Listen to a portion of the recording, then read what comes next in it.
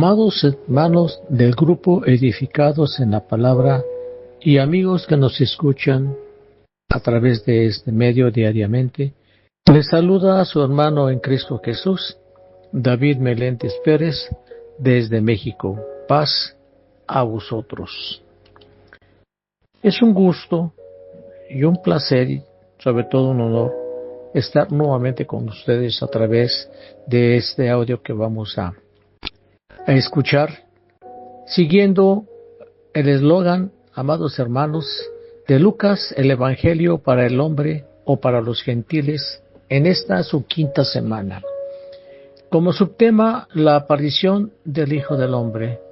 Y el tema del día de hoy tiene como título, Jesús resucita al hijo de una viuda. Gran compasión y poder. Bien, deseo que usted tenga a la mano su Biblia y me acompañan a leer Lucas capítulo 7 de los versos del 11 al 17. Lucas capítulo 7 del 11 al 17. Y dice así la palabra del Señor, mis amados hermanos. Versión Nueva Valera, versión 60 es: Aconteció después que él iba a la ciudad que se llama Naín, e iba con él muchos de sus discípulos y una gran multitud. Cuando llegó cerca de la puerta de la ciudad, he aquí que llevaban a enterrar a un difunto, hijo único de su madre, la cual era viuda y había con ella mucha gente de la ciudad. Cuando el Señor la vio, se compadeció de ella y le dijo: no llores. Y acercándose, tocó el féretro, y los que lo llevaban se detuvieron, y dijo: joven, a ti te digo, levántate. Entonces se incorporó el que había muerto, y comenzó a hablar, y lo dio a su madre. Y todos tuvieron miedo, y glorificaban a Dios, diciendo: un gran profeta se ha levantado entre nosotros, y Dios ha visitado a su pueblo. Y se extendió la fama de él por toda Judea y por toda la región de alrededor.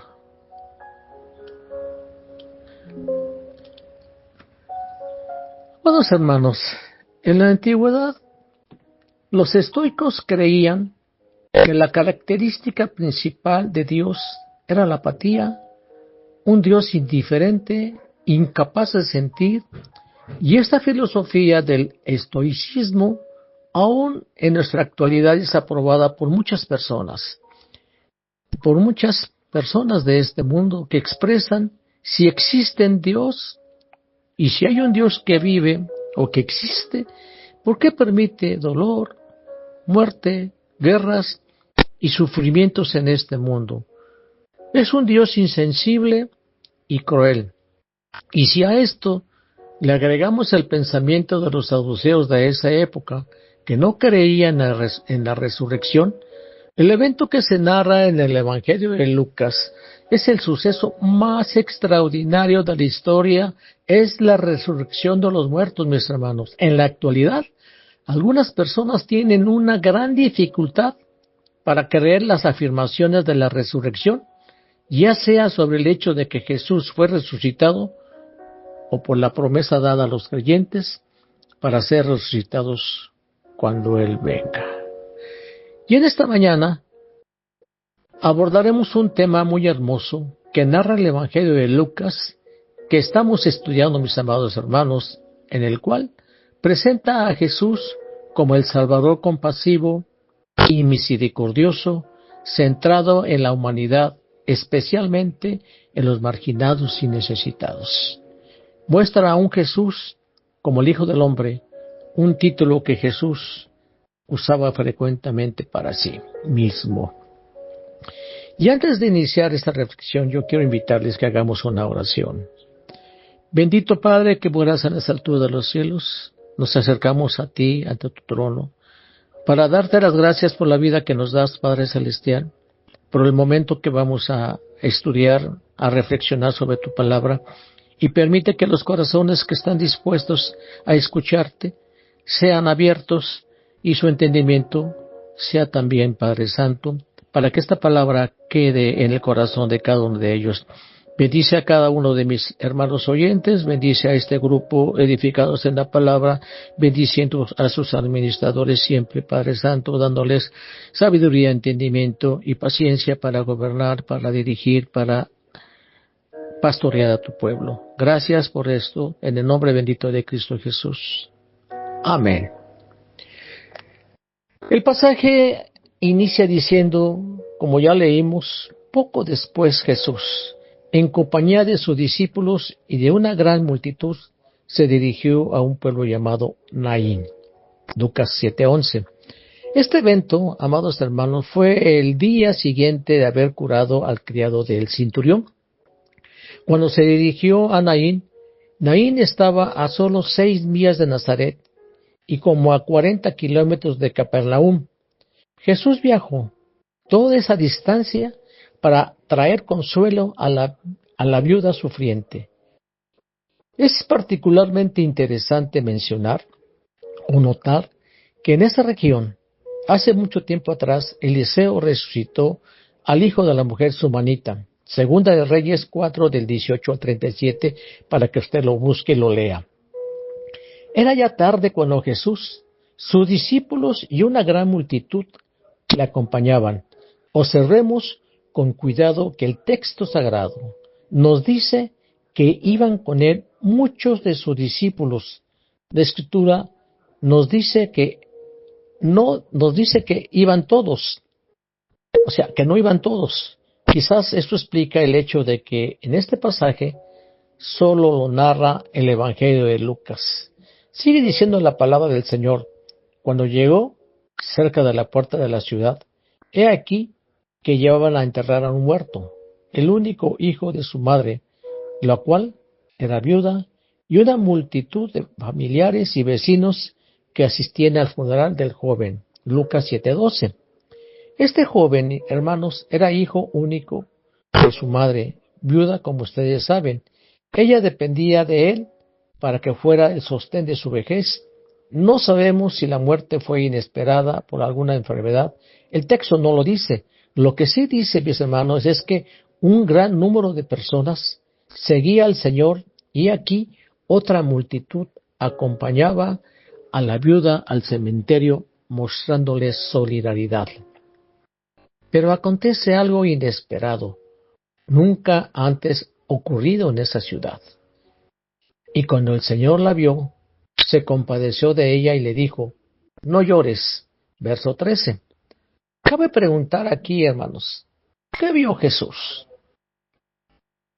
Vio a una mujer seguramente con ropas de luto que denotaban el duelo de su corazón, a una mujer que su rostro mostraba la aflicción, la congoja y el desconsuelo de una madre que ha perdido a su único hijo y ahora se encontraba totalmente sola en el mundo, en un mundo difícil y severo que ofrecía pocas oportunidades de ganarse un sustento y escasa ayuda permanente, sin esposo ni hijos mayores que la apoyaran. Estaba abatida, llena de dolor, con una tristeza incomprensible y con un futuro sin medios ni esperanza. ¿Qué cuadro más triste, mis amados hermanos? Quizás alguno pensaba que estaba ahí. ¿Cómo es posible que Dios permita que ciertas personas les pasen tantas cosas? Sin marido y ahora sin hijo. Jesús vio todo esto y sintió profundamente el dolor de la viuda y fue conmovido por la compasión y lo llevó a actuar en su favor.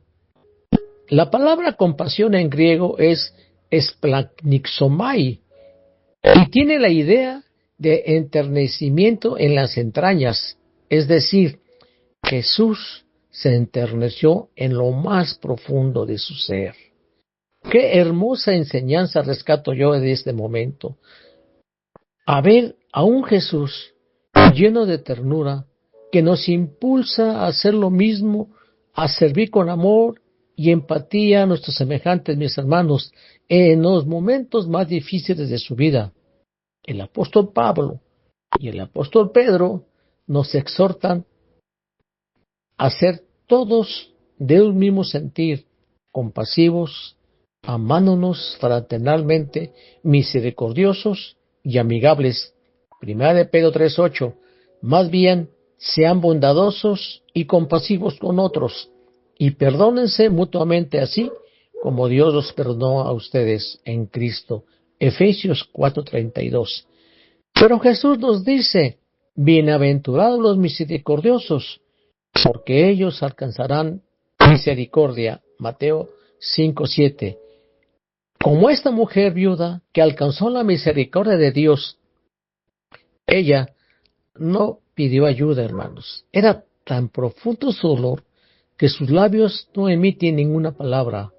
El Señor Jesús en su ministerio en la tierra a veces hizo milagros en respuesta a solicitud de la propia persona. Por ejemplo, el ciego Bartimeo, que clamaba e insistía, Jesús, hijo de David, ten misericordia de mí. Marcos 10:47. Y tenemos otro ejemplo, el milagro al siervo de Centurión, que hizo respondiendo al ruego de otras personas, como ya se mencionó el día de ayer. En este caso, de esta mujer viuda, es Jesús quien toma la iniciativa, quien primero se dirige hacia ella diciéndole, no llores. Cuánto consuelo hay en estas palabras, palabras dichas por Dios, manifestado en carne, que todo lo conoce y todo lo sabe, y Él sabía perfectamente el dolor de esta mujer que lo impactó y lo hizo reaccionar. Jesús no era inmutable ante el dolor humano, como ustedes saben, porque Él también era humano. Por consiguiente, el pasaje enfatiza la profunda compasión de Jesús hacia el sufrimiento humano. De ahí que el evangelista dice, el Señor que la vio, y es la primera vez que Lucas usa el título de el Señor. Por eso acentúa diciendo el Señor, dejando la idea que el soberano del universo vio a esta mujer totalmente quebrantada. Amados hermanos, es el Señor quien le habló y la alentó, porque el Todopoderoso está interesado en los hombres, en sus sufrimientos y en sus necesidades como la de esta mujer. De la misma manera, mis amados hermanos, en la vida del creyente, es Jesús quien se acerca a Él, porque el Señor es misericordioso, es amoroso, y el profeta habló de Dios, cuyo corazón se conmovía de piedad. Isaías 63:9 dice, y los libró de todas sus aflicciones. No fue ningún enviado del Señor, sino que Él en persona, motivado por su amor y piedad, los redimió, los levantó y los condujo todos aquellos años antiguos. Nueva versión Biblia viva. De la manera que Dios observó la aflicción del pueblo de Israel en Egipto, en el Mar Rojo y en el desierto, y tuvo compasión de ellos y los salvó, por amor por ellos, así también visita a todo creyente seguidor de Cristo cuando está afligido, apesumbrado, se compadece de ellos y les habla consuelo, los cobija con sus brazos amorosos. Ay, hermosas palabras. ¿Cuántos dicen amén? Amén. El verso 14 dice, luego se acercó y tocó el féretro. Es importante mencionar, amados hermanos, que Jesús hizo algo que el judío religioso de esa época nunca hubiera hecho: tocar algo que de alguna manera estaba contaminado por un muerto. Números 19:13 dice: cualquiera que toque un cadáver, el cuerpo de un hombre que ha muerto, y no se purifica a sí mismo, contamina el tabernáculo del Señor, y esa persona será eliminada de Israel. Cuando Jesús se acercó al féretro, que en ese tiempo era de unas simples camillas o estructuras de mimbre, no eran, amados hermanos, un ataúd como elaborado como los de hoy. Notemos que la palabra dice que al tocar la camilla o el cuerpo, Jesús estaba mostrando que poseía el derecho y el poder de pasar por alto las creencias religiosas hechas en ritos, así como el total poder de la muerte y la vida en sus manos. El cortejo fúnebre se detuvo, obedeciendo el toque de Jesús, que en ese momento va a obrar un milagro. Quizá alguien o alguno pensó: ¿para qué se detienen? O algunos que otro preguntaba: ¿podrá Jesús de Nazaret hacer algo en esta situación sin esperanza? Pero el Señor, con voz firme, expresa: joven, a ti te digo, levántate. Entonces el que había muerto se sentó y comenzó a hablar, y Jesús lo entregó a su madre. Verso 15. Hermanos, hermanas y amigos que nos escuchan, la palabra de Dios guarda silencio ante esta escena sin lugar a dudas, enormemente conmovedora. Los ojos de todos los que estaban presentes no lo pueden creer, están sorprendidos. El joven está vivo. Jesús se lo entrega a su madre para que la atendiera como correspondía a un hijo obediente, porque los milagros de Cristo eran milagros de misericordia, y este fue un gran acto de misericordia para con esta viuda. Ahora ella era consolada después de un tiempo en que había estado afligida, y ahora ella lo toma, lo abraza, lo besa y le dice: mi hijo está vivo, levántate. Palabra sencilla, pero poderosa de Jesús, lo que levantó al muerto. De cierto os digo, el que oye mi palabra y cree al que me envió, tiene vida eterna, y no vendrá a condenación, mas ha pasado de muerte a vida. De cierto os digo, viene la hora, y ahora es cuando los muertos oirán la voz del Hijo de Dios, y que los que la oyeren vivirán. Porque como el Padre tiene vida en sí mismo, así también ha dado al Hijo el tener vida en sí mismo, y también le dio autoridad para hacer juicio por cuanto es el Hijo del Hombre. No os maravilléis de esto, porque vendrá hora cuando todos los que están en los sepulcros oirán su voz, y los que hicieron lo bueno saldrán a resurrección de vida, mas los que hicieron lo malo a resurrección de condenación. Juan capítulo 5 versos 24 al 29.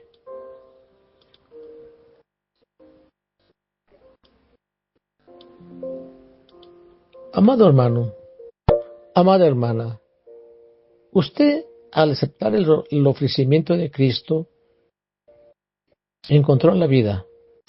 El creyente que acepta a Cristo mediante el bautismo ha pasado de muerte a vida. En este mundo la vida se convierte en algo nuevo y emocionante. Pero imagínese usted en el mundo por venir, la vida eterna con Dios se convierte en una seguridad. Los versos 16 y 17 nos narra el gran temor de la gente al ver al joven muerto incorporarse y hablar. Comenzaron a glorificar a Dios creyendo que Jesús era un gran profeta, acordándose que cerca de allí el profeta Eliseo resucitó al hijo de la Sumanita, haciendo eco también en sus corazones el llamado al arrepentimiento de Juan el Bautista, acto que llenó el corazón de ellos con el temor de Dios. Y aquí la palabra temor Phobos, empleada aquí, significa un temor reverencial, lleno de respeto, que implica un reconocimiento de la grandeza y santidad de Dios. Por eso, glorificaban a Dios y decían: un gran profeta se ha levantado entre nosotros. Dios ha visitado a su pueblo. Después de una ausencia tan larga y triste, sin haber hecho una manifestación visible de su poder, habían vuelto a bendecir a su pueblo como en tiempos antiguos. En el Antiguo Testamento, mis hermanos, encontramos que Dios era el único que podía resucitar a los muertos y que tenía el derecho de juzgarlos.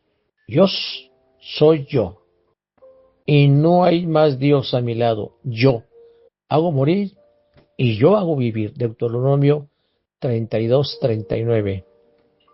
Jesús había hecho un milagro que solo podía hacer Dios.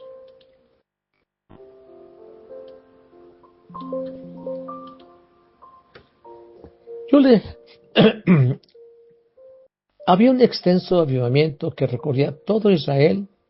Jesús había afectado a la vida de las multitudes de personas, dando testimonio de Jesús en todas partes. Así dije la Escritura. Yo le pregunto a usted en esta mañana, ¿qué les deja a ustedes esta reflexión? Amados hermanos del grupo Edificados y amigos que nos escuchan, ¿qué les deja? Mientras lo piensan, yo les voy a decir qué me deja a mí. A mí me deja ver a un Jesús lleno de misericordia, de ternura y de amor por los seres humanos. Me deja ver a un Jesús con poder. Con el solo hecho de decir, levántate, mostró su poder sobre la muerte, su último enemigo, y me deja ver a un Jesús que vendrá por mí cuando muera, porque yo creo que Jesús murió y resucitó como dijo el apóstol Pablo a los tesalonicenses en su capítulo 4, verso 14. Porque si creemos que Jesús murió y resucitó, así también traerá Dios con Jesús a los que durmieron en él. Por eso digo, y podemos decir hoy con seguridad, nosotros que vivimos, que habremos quedado hasta la venida del Señor, de ninguna manera precederemos a los que ya durmieron. Amén. Si usted piensa igual que yo, bendito sea el Señor, pero que la palabra de Dios le deje a usted una enseñanza en su corazón y que lo ponga por obra. Ese es mi gran deseo. Se despide de ustedes su hermano en Cristo Jesús, dejándolos que el Señor les bendiga y les guarde siempre. Paz a vosotros, mis amados hermanos.